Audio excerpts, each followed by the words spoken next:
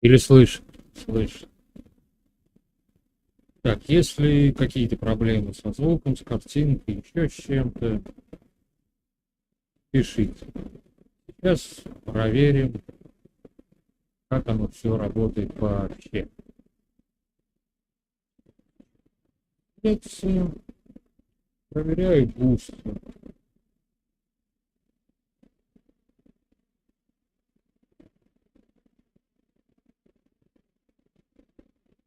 На бусте пишет.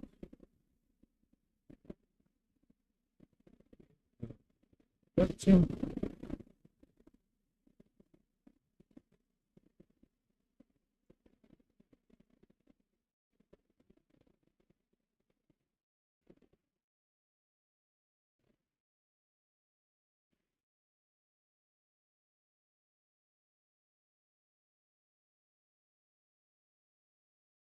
УП пишет.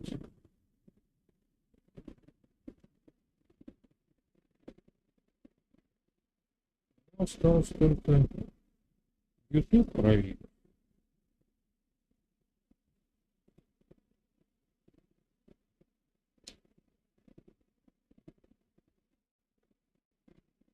И YouTube пишет. Замечательно. Все работает.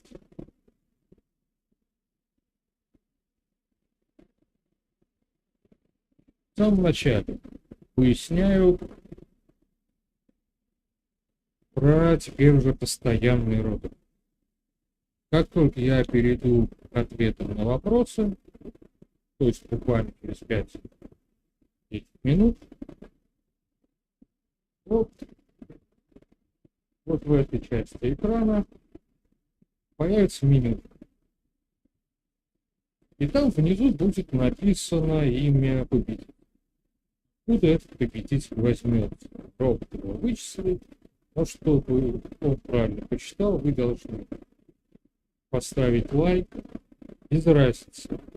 Смотрите на YouTube, ставьте на YouTube. Смотрите ВКонтакте, ставьте в ВКонтакте. Смотрите в Бусти. Ну, ничего не поделаешь, ставьте в Бусти. Если вы не подписчик, то вам нужно подписаться. Что вы думаете о СВО? Лично я думаю, что СВО идет неправильно, слишком мягко. Деревню украинскую окружить, с вертолета сбросить листовки и предупредить, что либо сдаетесь, либо через, например, 3 дня деревня исчезнет. Подождать маленько, 3 дня. Те, кто ушел, те ушли. Те, кто остались, пускай сбивают огурцами, кастрюлями, чем они там любят сбивать. Ракеты и всякие разные грады, кинжалы и прочее, прочее, прочее. В следующей деревне повторить это же сцену. И так далее, и тому подобное. После 3-й, 4-й, 5-й деревни местные парубки начнут думать, а нафига нам это надо, мы лучше убежим. После этого украинские военные начнут их расстрелять. После 3-4 таких детенышей и все. Платформы по накрутке попал, смотрю, дядя стоит. Всякое в жизни было. В том числе и то, что дядя стрим. Как правильно будет сказать? Стримят. Ну да ладно, в принципе. Итак, вернемся к розыгрышу.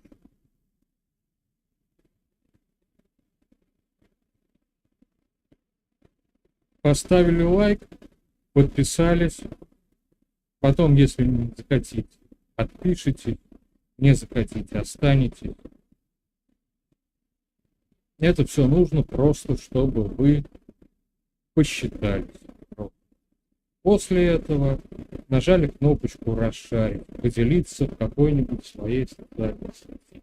Чтобы вы были не один, а вас было несколько участников. И, собственно, все. Как только стрим заканчивается, я смотрю, сколько на всех площадках наклеилось лайк. И то самое имя, которое высветится вот там на экранчике в уголке, получит ровно точно такое же количество лайков от меня. 1 лайк будет, это неинтересно. Если наберется 10, 20, 100 человек,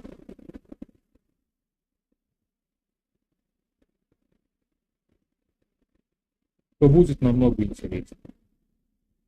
Вы сами ведете канал или есть помощник. Есть помощник. Все эти вопросы я не придумываю из головы.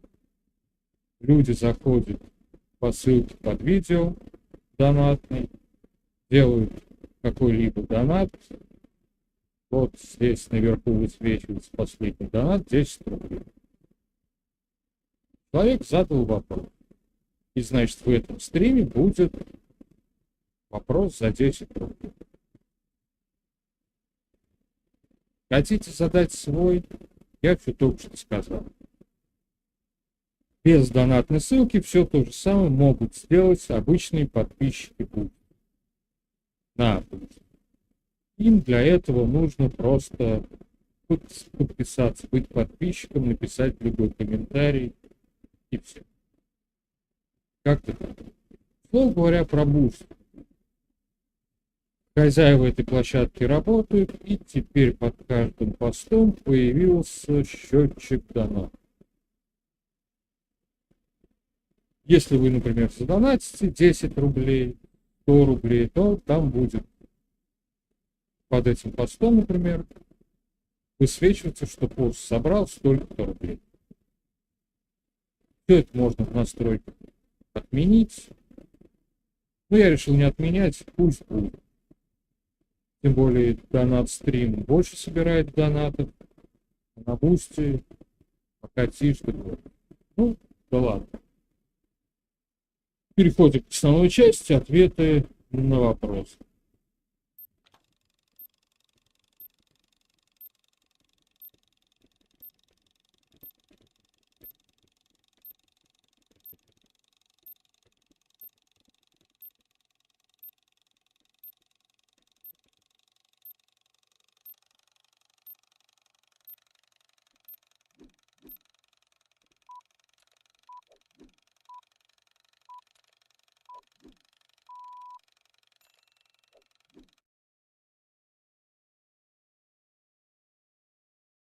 Собственно, розыгрыш начался.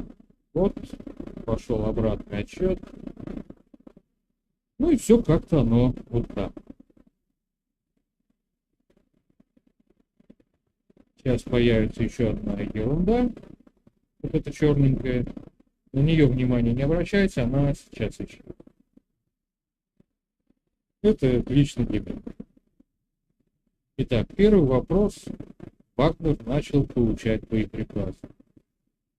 Вот когда пропускаешь большое время, почти неделю со стрима, то первые вопросы, которые появились, кажутся каким-то, что про них отвечать, это было 100 лет назад. На самом деле, недельку. Не знаю как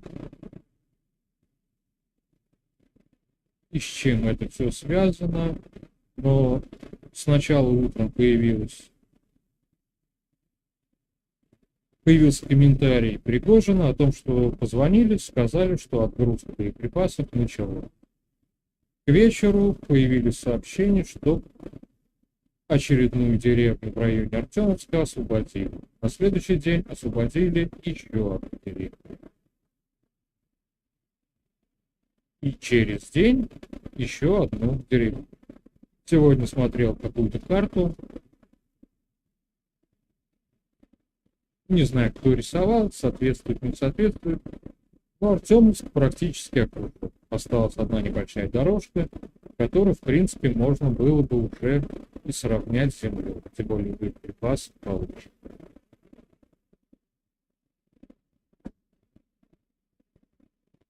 Нашумевший ЧВК Редом. Надеюсь, правильно прочитал название. Редом или Редан. Не знаю, я увидел только один видеоролик, где кучка гопников подошла к другому мажористому молодому человеку, просили его ответить за шмот, почему это, почему то. После этого молодой человек получил по морде и убежал. День прошла какая-то там заминка, и после этого практически по всей России какую-то ЧВК Редан начали задерживать. Причем, если попадалось видео о том, что задерживали ЧВК редановцев, то по внешнему виду там задерживали гопников.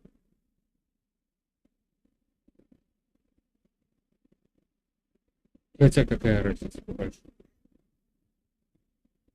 Какая-то кучка нездоровых молодых людей решили себя проявить. Фраза про частную военную компанию сейчас очень модная фраза. Назвали себя Реданом. Что хотят, что делают. Нет, ну что хотят-то оно понятно. Там манифесты всякие прочие шняк написано. Но тех детишек, которые задержали, на что они способны? Ну да, я не спорю, может быть, какого-нибудь кавказского молодого человека они смогут победить. Если соберется 5, 10, 15 или лучше всего 20 ЧВК редановцев, орегановцев, и они всей толпой налетят на этого кавказца, таджика, узбека, футбольного фаната, гопника, и победят его, если тот решит не сопротивляться и не умрет сразу до смерти. Я не в курсе, у меня нет знакомых каких-то там правоохранительных заведений, у людей, которые следят за законностью в наших городах и селах, но сдается мне почему-то, что данная ЧВК обычный склип какого-то журналиста. А все остальные, как обычно, не разобрались и начали про это писать, баламутить и прочую какую-то ересь. Самое интересное, что видел два интересных сообщений в телеге. Писали разные люди, но один написал, что на своем концерте шаман сказал, что вся вот эта шумиха с ЧВК Редан — это реклама его нового сольного проекта. А другой человек написал то же самое, но заявил, что это все было просто рекламная кампания атомных сердец. Ну, та самая модная, стильная, интересная, прикольная игрушка, которая недавно вышла. Мне почему-то кажется, что и то, и другое не имеет никакой общей связи с реальностью. Просто кто-то захотел что-то написать. И написал. Как-то оно будет.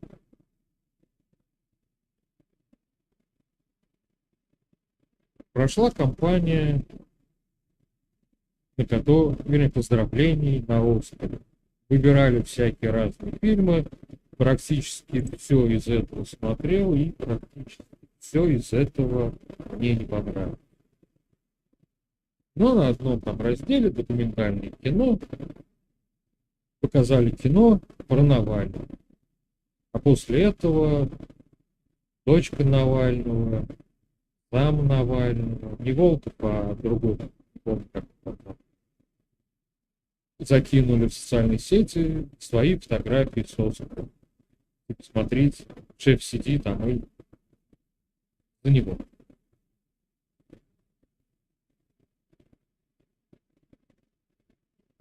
принципе, комментировать это все не вижу никакого смысла. Хорошо.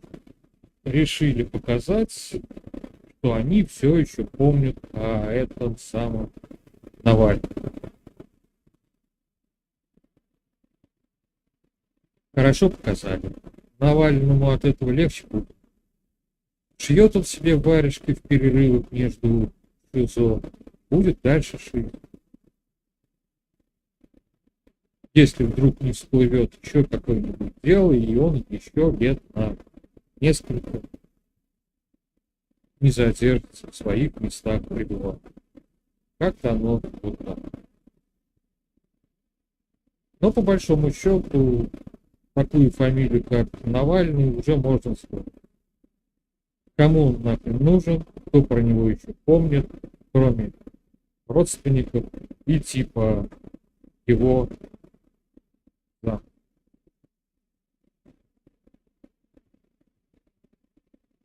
В Лужниках прошел концерт, посвященный 23 февраля, Дню защитников Отечества. И на этом на этом концерте, на этой тусовке обнаружили певца Газмана, который на своей хорошей стильной куртке Прада заклеил логотип Прада, чтобы не было видно. Куча имбецилов, которые не то что куртку Прада, а ну что-нибудь хотя бы за 10, за 15 тысяч уже не могут себе позволить купить. Начали давать советы Газману, что нужно было сходить в военторг, купить там куртку и в этой куртке петь. Лично я не вижу в куртке Прада вообще никаких проблем. Да, она стоит 340 тысяч. Может быть, оно есть так на самом деле. Да, Газманов вышел в этой замечательно. На улице все-таки зима месяц, на тот момент еще была достаточно прохладно. И почему он должен плясать, петь, отжиматься, и что он там ничего делал без куртки? На месте Газманова я бы оставил вот этот самый логотип Прада на месте, не стал его заклеивать. Зачем? Нет, я могу понять, когда вот этот логотипчик заклеивает человек, который эту куртку спер. Ну просто вот шел, гляжу, куртка лежит, взял, убежал. Теперь в ней хожу, смотрите, какой я успешный, богатый, стильный и все остальное. Хорошо, это я могу. Сколько стоит один концерт у Газмана? Какие у него траты на это? Сколько у него получается чистого дохода? И он с этого чистого дохода, честно заработал, не может себе позволить купить куртку? Да, пускай дорогую, пускай немецкую. Но кто сказал, что мы должны носить только одежду российского производителя? Вот у меня сзади стоит шкаф, в шкафу висит пальто не российского производителя. Да, оно не стоит 340 тысяч, я не могу себе позволить купить за 340 тысяч куртку. Но лично мне и того пальто хватает. А производитель этого пальто, ну, если так вот по карте посмотреть, померить, наверное, 2 или даже 3 в России отсюда.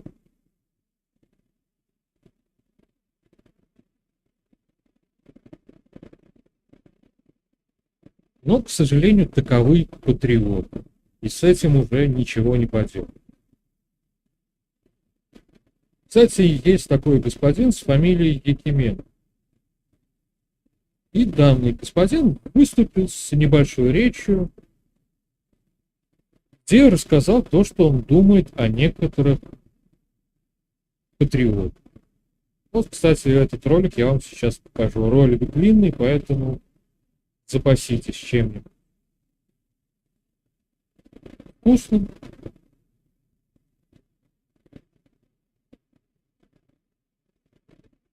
И, собственно, все. Начинаем смотреть. Зачем? Это мы потом поставим этот вопрос. Есть такой рэпер. Это считается музыкой и пением, которого зовут Апачев. На самом деле он не Апачев, а Гасанов. Он там оказался, на этом послании, и вот мы наблюдаем, вот что он оттуда извлек. «Разбудите деда». Перед нами, я напоминаю, Лео Антонович Бакерия. Бакерия, который... Мы сейчас о нем поговорим. Вот. Уроду объяснили, кто это такой. Он не знал о том, кто это такой. Он продолжает свой маразм. Вместо того, чтобы извиниться. При всем уважении, поспать вот дома у телевизора, в зале вместо него мог сидеть молодой специалист, точно такой же, как Гасанов, которому было бы интересно происходящее. И, наконец, вот духовники прикуняли. Вот все, что этот урод вынес из послания президента. Я напоминаю о том, что Лео Антонович Бакерия, с которым я имею счастье быть знакомым, один из самых выдающихся кардиохирургов не только России, но и мира.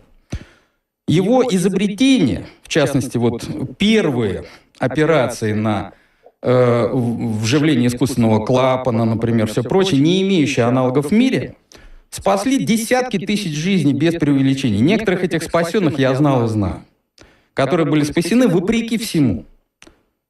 Этот человек каждый день становится к операционному столу несколько раз в неделю. Я с ним когда разговаривал, он говорит, вот 3-4 дня в неделю самые сложные случаи. Он полный кавалер ордена за заслуги перед Отечеством, а уж сколько у него там премий разного рода, государственных и прочих, наверное, это просто не перечесть. И вот эта патриотическая гопота, которая почему-то считает себя вправе вот так вот обращаться с этим великим человеком на том основании, что он бегает по сцене и что-то там бормочет про Россию, она не только попала туда, но только вот это она там увидела, как навозная муха. Куда бы ее ни выпустить, она на навоз прилетит. Обязательно. Увидит только грязь. Свинья везде грязь найдет. Это просто к вопросу вот о том, что такое вот эти вот патриотические гопники. Там целая компашка их собралась. Просто чтобы мы понимали, вот, например, этот гопник справа. А кто в середине? А в середине челночница Монтян. Вот этот верный слуга украинского режима, который сегодня изображает из себя российскую патриотку. Вот они, патриоты нынешней России. Правда ведь? Вот этот выродок, обгадивший Лео Бакерию. Про Монтян я уже говорить не буду. И рядом что-то такое поэтическое. Вот это мне очень любопытно. Давайте я вам напомню, а кто еще обгаживал наших великих врачей? Жена Навального. Помните, как она мешала с грязью Леонида Рошаля? Величайшего врача. Человека, создавшего, по сути дела, детское, просто вот детскую медицину, в значительной степени на нем держится. У него есть отдельная бригада, нигде в мире такой нет, которая в любой момент, в любую точку мира выезжает, а оттуда вывозит детей. Просто вот вопрос. Зачем этот сброд туда пустили и кто его туда пустил? Разве не нашлось во всем Донбассе, во всем Луганске, на всех освобожденных территориях офицеров, солдат, там женщин, мужчин, которые сегодня работают под бомбами и которым было бы важно попасть на это послание, которые бы извлекли бы оттуда важнейшие смыслы, настоящие патриоты Родины, а не за сколько? Не перекрашенные из каких-то из украинских вот этих вот служивых. Вот это вот потрясающе совершенно, что они там делали. Там была целая компашка, которая ржала во время послания. Ржали, как лошади. Они приходят поржать, посмотреть, кто вот это. А самое главное и последнее, в этот же самый день все цепсошные каналы активно постили фото с людьми, якобы спящими на послании, и все это обхихикивалось. Вот на кого работают патриотические гопники, считающие почему-то себя вправе вот так вот судить о великих людях, заслуживших свою славу, не скачками по сцене и блеянием и бормотанием, а настоящим делом, спасшие тысячи людей. Это просто вот к вопросу об этом патриота-отребье, который еще нам покажет, которых сегодня поднимают на щит в качестве настоящих патриотов, хотя они ничем не отличаются от тех же самых либералов. Они очень скоро заорут: мы здесь власть, как Навальный на Болотной. И уже сегодня, вот смотрите, старье, их надо оттуда убрать, молодых. Он знает таких, да, которые вот с Бакирией бы сравнялись? Он, наверное, имеет в виду себя и своих дружбанов? Зачем они там были? Вот это главный вопрос, кто их туда пустил. Это главный, опять же, вопрос, кто за ними, за всеми стоит. Те же самые, кто стоял за Быковым и за всеми либералами, они никуда не делись. Просто сейчас они перекрашивают вот эту мразь в патриотов. Вот и все. В принципе, к сказанному господину Якименко добавить практически ничего не надо, не стоит.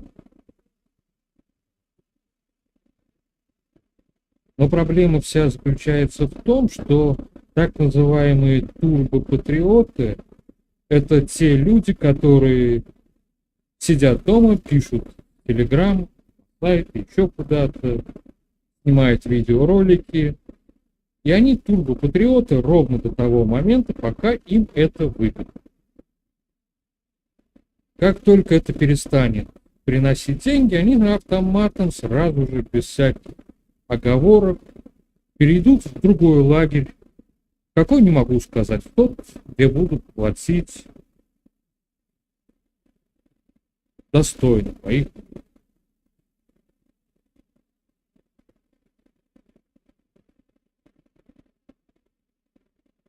И на этом, я думаю, турбопатриотической ноте и закроем этот вопрос.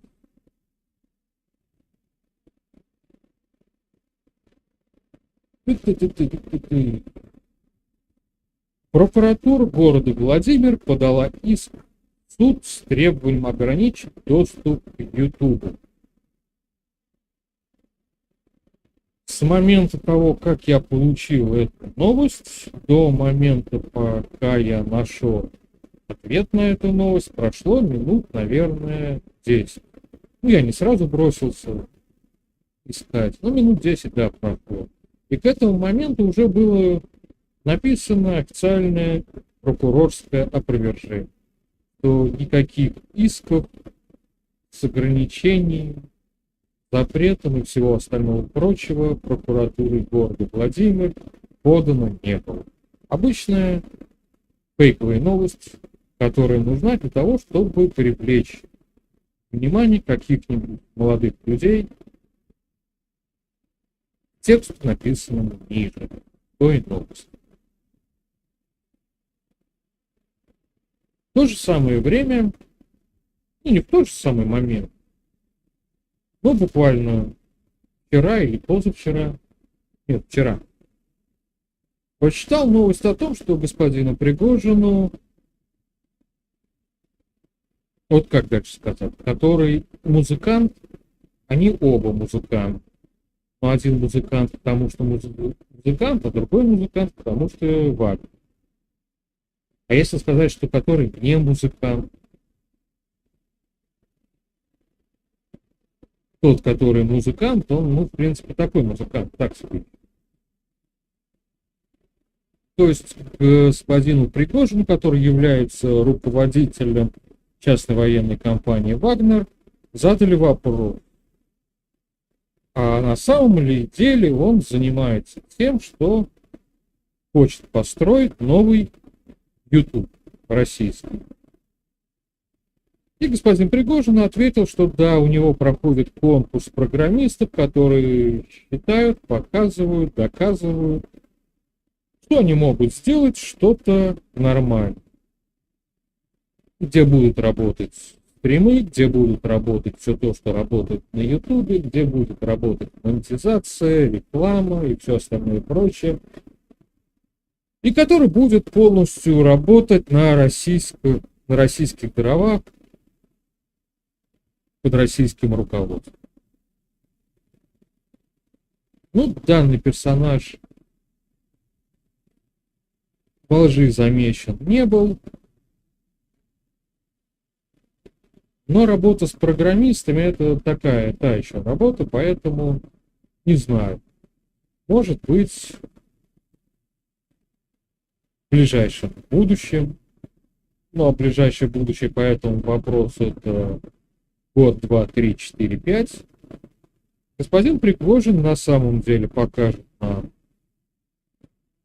нормальный российский YouTube, и, может быть, даже это все будет работать. Как-то так. Тем временем пришла новость из Питера, где то ли таджик, то ли узбек, дяденька в возрасте больше 50 лет, расстрелял сотрудника ОМОНа.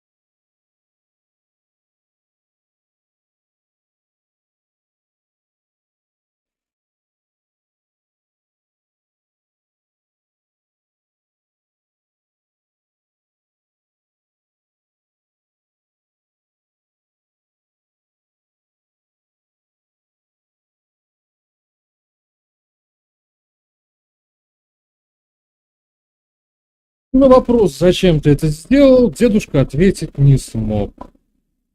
Сотрудник раненый вроде как бы живой и, собственно, идет на поправку. Ну, по крайней мере, чего-то говорящий против этого я не вижу.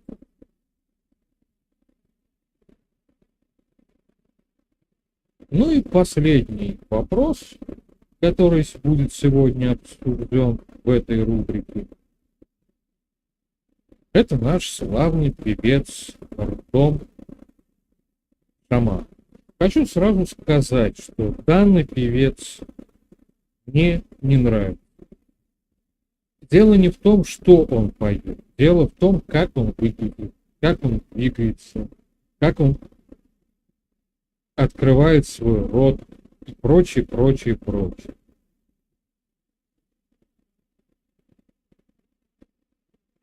Слушать его я не могу от слова совсем. Появляется рвотный рефлекс.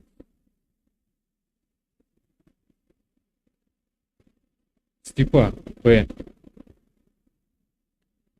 На данного певца некий гражданин написал заявление, что песня «Я русский», которую тот поет, где только может, разжигает ненависть межнациональную и прочее, прочее, прочее. И после этого попросил проверить, так ли оно. Сотрудники полиции обратились к певцу. Певец написал, что песню проверяли, ничего такого в ней нету, и прочее, прочее, прочее тому подобное. Ответа от сотрудников тульской полиции пока я не видел, но ответили другие персонажи. Сергуль он, например, написал, что это все происки Украины. И вообще певец Артем Шаман это прям наше все. Господин Слуцкий, кто не в курсе, это новый Жириновский в ЛДПР, написал, что все те люди, которым не нравится песня «Я русский», враги народа. Сказал как-то немножко по-другому, но суть сводится к этому. Что песня хорошая, патриотичная, бодрая и все такое прочее. Я обращаюсь к господину Слуцкому. А почему бы вам, если песня такая хорошая, не сделать эту песню каким-нибудь гимном ЛДПР?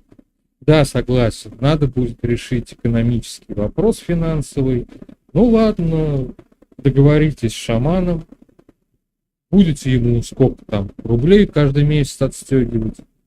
Ну, все-таки песня его, он ее поет, а вы ее гимном сделали, кто такой. Ну, для вас, для ЛДПР это не проблема. Вряд ли там пойдут какие-то многомиллионные затраты.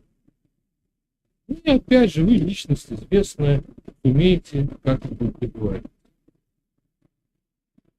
Но главное, если вы сделаете, как я вас прошу, все вот это разместить, написать, выложите потом на YouTube. Вам не трудно. Ну а мы, те люди, которые не состоят в ЛДПР, хотя бы просто посмеем. Вчера только слушал биографию товарища Мао Цзэдуна. Господин Минаев на своем YouTube-канале выложил. И вот он начал про Мао Цзэдуна рассказывать с тем, что вот вокзал, кто курит, кто чемоданы носит. А потом раз, заиграла мелодия, и все достали красные книжечки, начали танцевать. Ну, у вас не красные книжки, у вас, если мне память не изменяет, синяя корочка с золотыми ЛДПРовскими буквами. Ну, раньше такое было, по крайней мере.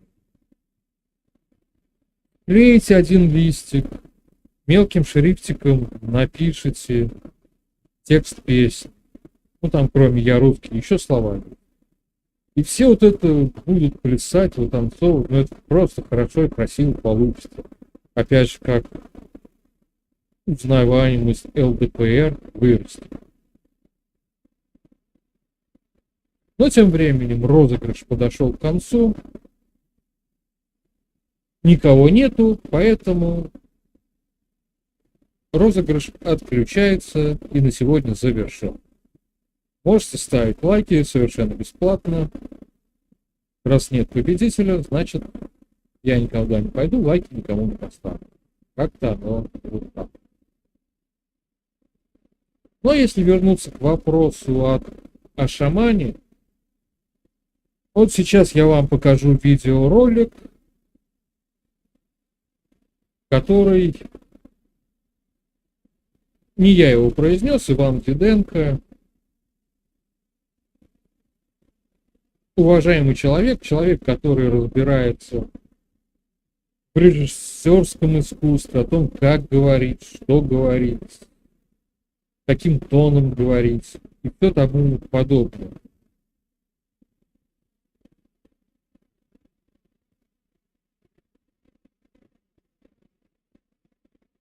Надо шрифт поменять, я вот не вижу Сергулин или Сергулик. За 100 рублей спасибо. Сергулик вижу. Рядом в соседнем окошке покрупнее написано. Шаман ваше все, я рад за вас. Слушайте его, вступайте в ЛДПР вместе с господином Слуцким, пляшите под эту песню, ходите по улице маршем в исполнении этой песни и все остальное подобное. Лично у меня данный субъект, певец, вызывает рвотные рефлексы, поэтому я его слушать не хочу и не буду. А вы пока посмотрите видеоролик, про который я начал говорить. Поговорить об исполнителе, которого зовут Шаман, и о его песне «Я русский». Здесь сразу же напрашивается тема хайпа, потому что многие эту песню критикуют, многие ее воспринимают неоднозначно. Хотя, например, моя мама пришла ко мне и сказала: «Ваня, ты видел песню Шамана? Такая мощь, такая сила, ничего подобного у нас в России не было». Я посмотрел эту песню, именно «Я русский», и хочу прокомментировать ее с точки зрения режиссуры, с точки зрения того, какую мысль эта песня доносит до аудитории. Я не буду касаться оригинальности мелодии, качества исполнения, личности самого исполнителя. Это другие люди сделают без меня. Я поговорю только о том, какая мысль транслируется, потому что именно мысль, транслируемая в этой песне, меня беспокоит.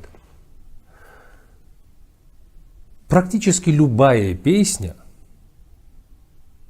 строится и живет ровно по тем же драматическим законам, как и произведения Шекспира, Чехова, Толстого или банальный анекдот. Все сюжетные произведения живут по одним и тем же принципам. И когда мы слышим какую-нибудь песню, особенно хитовую, которые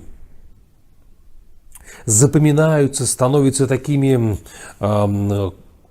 молодежными, культовыми. Каждая песня, как правило, повествует о событии, которое происходит с героем. Ну, помните, герой борется с препятствиями, стремится к своей цели и вдруг совершает нечто такое, от чего он полностью меняется, чего он не делал никогда в жизни. И вот в этот момент возникает песня. Ну, давайте я приведу вам пару примеров. Песня группы Тату «Нас не догонят». Ну, хит, согласитесь, хит, который по всему миру пролетел. В чем событие в данной песне? Две девочки из какой-то обычной школы в школьных юбочках вдруг заявляют о том, что они лесбиянки, целуются под дождем, кричат «Нас не догонят». То есть они единомоментно изменили свой мир. Они совершили поступок, объявив себя такими и оторвавшись от всего мира. То есть эта песня символизирует собой поступок изменения этих девочек. И они нас не догонят, и мы вместе с ними считаем, что нас тоже не догонят. Извините, я немножко сегодня гнусавлю, потому что я простужен. Песня для того, чтобы взять какую-то песню из другой совершенно оперы бременских музыкантов. Ничего на свете лучше нету, чем бродить друзьям по белу свету. Да? Помните, что поет главный герой в конце? Нам дворцов заманчивые своды не заменят никогда свободы. Ему предложили жить во дворце, быть во дворце. Он сказал: не нужен мне дворец. Я всю жизнь, я буду вольной птицей, буду с друзьями ездить под небом, между деревьями. Это и есть мой дворец. То есть отказ от богатства для тех, кто всю жизнь работал, ездил с концертами, выступал, им предложили, и они отказались. Они об этом и поют. Мы отвергаем богатство и остаемся свободными. Это поступок. Почти любая песня, даже «Голубой вагон бежит, качается», символизирует некий поступок. Какой же поступок символизирует песня «Я русский»? Ну, здесь логично предположить, что герой должен был как-то измениться, то есть он должен был бы, например, русским не быть и, например, сказать: вот я не был русским, а теперь я русский и буду поступать вот так. Но когда мы смотрим на то, что происходит в песне у Шамана, мы видим, как белобрысый мальчик бредет по прекрасному пшеничному или ржаному полю, по пшенице нескошенной идет. То есть такая русская пастораль, такая картинка русская, идет, трогает рукой колоски, он весь такой из себя светловолосый, и он поет «Я русский», и есть ощущение, что он и был русским, ну, он по внешности своей русский, и остается русским, и еще и декларирует это для всех, что он русский, при этом никаким образом не меняясь. Он не был плохим, а стал хорошим. Он не был хорошим, а стал плохим. Он не изменился, он ничего не преодолел. Он просто поет «Я русский». И получается смысл, что «Я русский» – это не достижение того, что я стал русским. Я сделал вот этот шаг, и я стал русским. А есть ощущение, что я русский, и поэтому я лучше других. Для того, чтобы сработала фраза «я русский» в этой песне, ее должен петь таджик, узбек, якут, кто-нибудь. Негр должен петь «Я русский», да, и вот с ЧВК «Вагнер» по Африке рассекать, потому что он, наконец, почувствовал себя русским, и тогда в его словах есть поступок, он стал русским. Либо, хорошо, если у нас главный герой светловолосый и с русской внешностью, с ним вместе должны быть те, кто стал русским, те, кто его поддерживает. Он же не один в России живет. А есть ощущение, что он один русский, а все остальные какие-то другие люди. В этой песне с этим светловолосым героем начинает возникать ощущение того, что русские лучше, чем русские люди с русской внешностью, лучше, чем все другие русские, живущие в России с другой внешностью. То есть таджик уже рядом с ним, понимаешь, он не будет частью русского мира. Якут вообще никакой не русский. Ну какой он русский вот с такими глазами? Вот шаман, да, он поет «Я русский». Что делать якуту? Якутия занимает колоссальную территорию в России. И получается, что эта патриотическая задумка спеть песню про то, что я русский, превращается в глупость. Неумную глупость, когда человек с русской внешностью, стоящий в русском поле, с белесыми волосами, поет «Я русский», унижая всех тех, кто выглядит иначе. И для него это не событие, он ничего не сделал для этого, кроме того, что он там что-то спел. Громко поет, громко поет. К тексту имеет смысл прислушиваться, текст довольно странный. Про то, что он русский всему миру назло, это вот абсолютная глупость. И это идеологический провал. Я сегодня посмотрел на эту тему ролик такого персонажа, которого зовут Дед Архимед. Мы с этим человеком даже общались эпистолярно однажды. Вот, я не разделяю его взгляды, но та критика, которую он обнаружил по отношению к песне шамана, она мне близка. Он говорит, почему шаман поет, что всему миру назло я русский, почему он не поет о том, что я за добро, или что я несу ответственность за свой дом. Он поет «Мне повезло, я русский, всему миру назло». Где поступки русского человека, где логика русского человека, где созидание? У нас есть спекуляция на теме больной сегодня. Нас притесняют, и он поет «Я русский». Но вы поймите, что эта песня – это нечто в смысле своем, несущее оттенки национализма. Потому что в России живут не только русские, мы общность народов. И мы здесь живем в мире, мы все русские. А ощущение, что он русский один, а все остальные к русским отношения не имеют.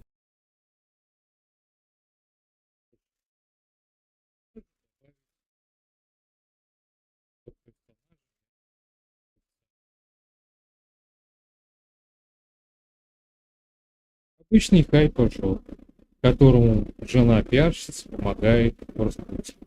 И все. Лично мое.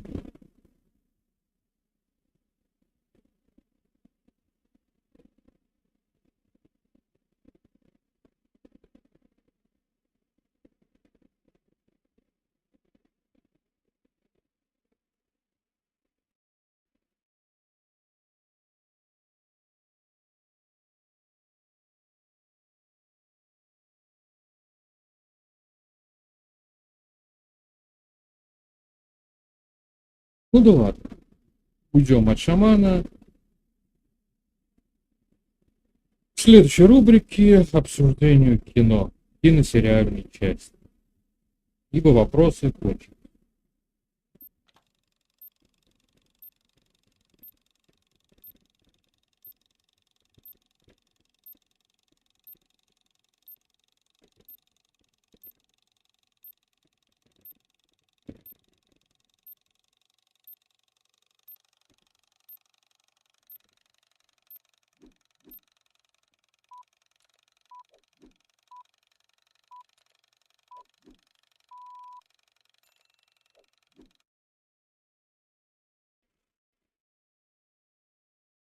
Сегодня поговорим про, даже не знаю, как сказать, кино, не кино, сериал, не сериал.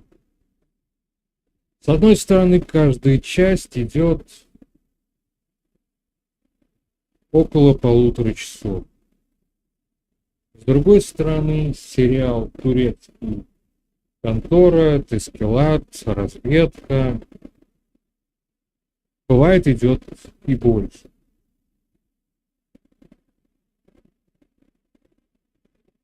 Но данное кино с разведкой не идет. Разведка — это современный сериал.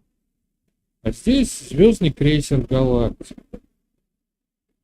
Если честно, я специально не гуглил, но я вижу актеров, которых я сейчас привык видеть старыми, дряблыми, морщинистыми, еле ходящими, а там еще такие 30-40-летние дядьки бегают, прыгают. То есть молодые, крепкие, здоровые.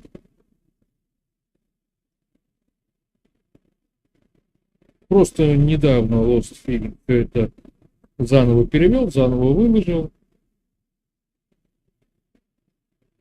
«Звездный крейсер Галактика», в принципе, я видел раньше. Когда он еще в 90-х, в начале 2000-х его показывали. В те времена. Когда еще видеосалоны были на улице. Про MP3, MP4 никто ничего не слышал, а покупали кассеты, маленькие для плеера, большие для кино, бегали друг к дружке, все это переписывали, прочее. Ну да ладно. А тут вышли еще 3 серии. «Лезвие», «Кровь и хром» и «План». И все это про звездный крейсер «Галактика», про его капитана, про различные ситуации в начале его военной карьеры, ближе к концу, в середине, то есть где-то вот так. Если честно, это вполне себе интересно посмотреть. Не скажу, что это прям так же ярко и красиво, как какие-нибудь, я не знаю, какой-нибудь «Мандалорец», который скоро на Мосфильме появится, 3-й сезон, если не память. «Пикар»,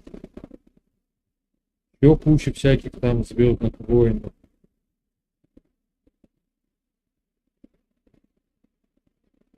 Но это просто-напросто интересно смотреть.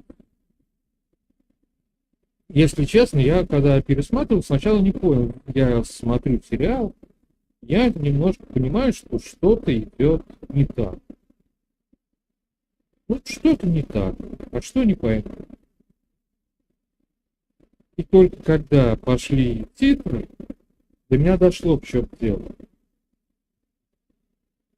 Все актеры белые. Все девушки красивые или просто миловидные, симпатичные. И тратят свое личное время на других мужчин. Не на девушек. И мужчины тоже точно так же ходят, смотрят на женщин.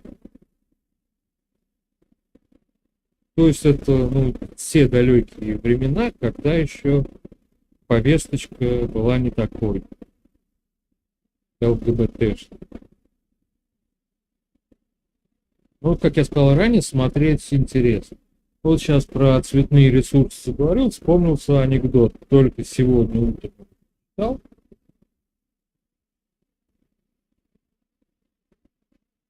И самая фишка, что это не анекдот, в смысле короткий рассказ, чисто поржать. А учитель по ЛГБТ, на Западе теперь есть такие, выгнал из класса одного подростка. Ну, начнем с того, что данный персонаж начал рассказывать, что на самом деле есть пока что 72 пола. И, в принципе, все это нормально, потому что это есть у зверюшек, мишек, собачек, кошек и прочих бегущих, прыгающих, плавающих живых созданий. И поэтому этого стесняться не надо, и поэтому все так вот, как есть, так и должно проходить. Наказывать за это никто ничего не будет. И тогда подросток один встал и спросил этого учителя. То есть, если я сейчас расстегну штаны и помочусь здесь в классе, и потом буду все это то же самое делать, не доходя до туалета, а вот, в коридоре захотелось, я в коридоре пописал. Захотелось покакать где-нибудь в столовой во время принятия пищи. В столовой покакал. То есть мне нечего стесняться, киски и собачки так и делают. И данный имбецил учитель не нашел, что ответить, выгнал ребенка из класса. Я не знаю, сколько времени тратят на продвижение своей теории, а материальную базу подогнать до сих пор ни у кого фантазии не хватило. А раз не хватило, значит, проблема точно такая же, как и с нашими турбопатриотами. Они этим занимаются, потому что этим заниматься выгодно. Как только появится какая-нибудь группа персонажей, который будет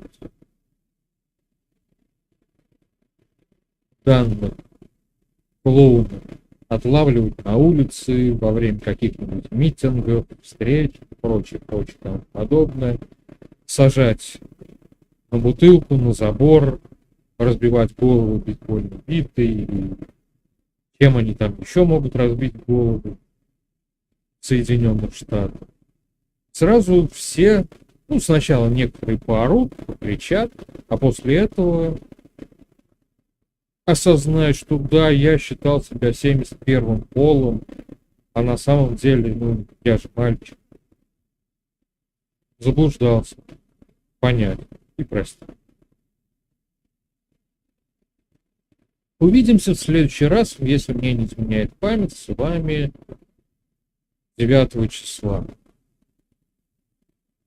Сегодня среда, в воскресенье будет, по идее, день выхода подкаста, но он там не выйдет, потому что воскресенье. Получается 9 числа. В принципе, если зайдете на Boosty, в раздел расписания, там уже все обновлено, все написано. Ну, а пока можете воспользоваться донатной ссылкой, если хотите задать один вопрос.